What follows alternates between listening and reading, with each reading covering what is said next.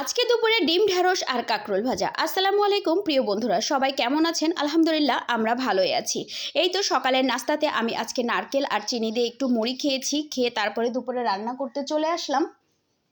দুপুরে রান্না করার জন্য আমি প্রথমেই এই তো কাঁকরোলগুলোকে পরিষ্কার করে কেটে চাকচাক করে কেটে নিয়েছি, তেল গরম করে তার মধ্যে লবণ, হলুদ আর স্বাদ মতো মরিচ দিয়েছি কম ঝাল দিয়ে, আর ওদিকে এই তো ডিম ঢ্যাঁড়স বসিয়ে দিয়েছি। তো এই রকম করে কাঁকরোল ভাজা খেতে আপুরা কেমন পছন্দ করেন।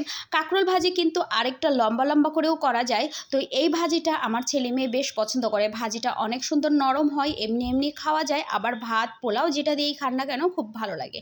আর ঢ্যাঁড়স দিয়ে ডিম এভাবে রান্না করলে কিন্তু বেশ ভালো হয়। আজকে আমি একটু বাজারে গিয়েছিলাম, তাই বাজার থেকে আসার পরে কি রান্না করবো তো ভাবলাম ইনস্ট্যান্ট এই রান্নাগুলো তাড়াতাড়িও হবে, আবার বাচ্চারা খেয়ে পরীক্ষা দিতে যাবে, সেই জন্য আমি ঝটফট করে রান্নাটা করে ফেললাম। তো আমার রান্নাটা মোটামুটি হয়ে গেছে। এই তো আমি কাঁকরোল ভাজি নিয়ে চলে আসলাম। এই হচ্ছে আমার কাঁকরোল ভাজি, আর তারপরে যেটা থাকছে সেটা হচ্ছে এই তো আমার ডিম ঢ্যাঁড়স। আমার দুপুরে রান্না রেডি। তো কাঁকরোলটা আবার আমায় ডাকছে, তো আমি একটা খেয়েই নিলাম। আমি আবার সবজি দেখলে একটু না খেয়ে থাকতে পারি না। তো যাই হোক, রান্নাবাড়ি হয়ে গেলে বেশ ভালো লাগে, শরীরটা মনে হয় যে অনেকটা ফ্রি হয়ে যায়। আর রান্নাঘরে অনেক কাজ। এই তো একটা প্রায় বেজে গেছে। তারপরে আমার ছেলে মেয়ে উম্মা থেকে চলে আসলো। কিরে, কোথায় গেছিলি তোরা? আমরা আম আনতে গেছিলাম। আম নিয়ে আসছিস কেন? হ্যাঁ, কোত্থেকে আনছিস আম? আমরা বাগান থেকে আনছি। এখন আমগুলো কি করব? মাখাই দাও। মাখাই দিব, দাঁড়া, আম মাখাই দিব, সেই সাথে তোদেরকেও মাখাবো। আম যে কোথা থেকে নিয়ে আসছিস? ওয়াও, আম ছুলতে বেশ মজাই লাগছে জানিস। আম ছুলতে ছুলতে একটা আমার কবিতার কথা মনে পড়লো। কবিতা না না, ছড়া। কি ছড়া বলতো শশী?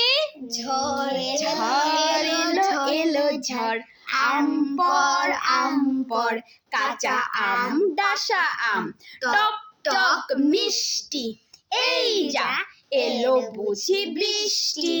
হা হা হা, কেমন হলো ছড়াটা? কিরে, তুই তো আমার সাথে মুড়ি খাচ্ছিলি নারকেল দিয়ে, তুই আবার ওই পাশে কখন চলে গেছিস? হ্যাঁ, আমি ওই পাশে চুপি চুপি করে চলে গেছিলাম। হ্যাঁ, চুপি চুপি চলে গেছিস, আর তোকে আমি ডাকতেছি, ডেকে ডেকে পাচ্ছি না। এই জন্য তুই আম মাখা একটু কম খাবি, বেশি খাবি না। তোদের জন্য আমাকে আবার টেবিলের কাগজটা বিছাইতে হইলো, কারণ টেবিলটা তোরা নষ্ট করে ফেলবি। আমি টেবিলের কাগজটা আজকে একটু উঠাইছি, যে টেবিলটা একটু সুন্দর করে সাজুগুজু করে রাখবো। তোদের অত্যাচারে আবার আমাকে টেবিলের কাগজটা বিছাইতে হলো। ওয়াও, আমারই তো একেবারে জিভে জল চলে আসছে। আমি খাবো আম্মু, আম তোমরা কেউ খাবা না। তুমি একা একা খাবে? এখানে ইরাম আছে, তোমার বন্ধু আছে। আমি আগে একটা ছপছপ করে খেয়ে নি।